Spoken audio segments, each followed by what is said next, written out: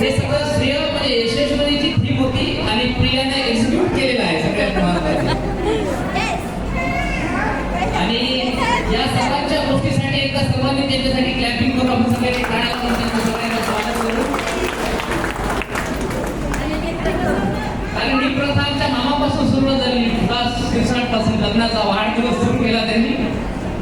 आता हे कार्यक्रम सुरू राहील असे अतिशय चांगला उपक्रम आहे. कारण या काळा प्रकाशित आजकालच्या सगळे जण बिझी झालेले आहेत. कोणी कुणाला वेळ नाही.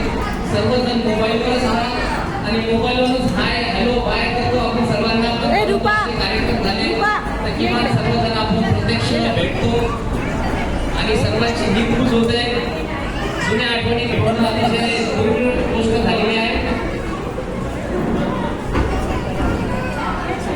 या सर्वात मध्ये या परिवाराचं एक जुनं फोड म्हणून आमची रुपाबाई नारायण शिरसाट या ठिकाणी उपस्थित आहे.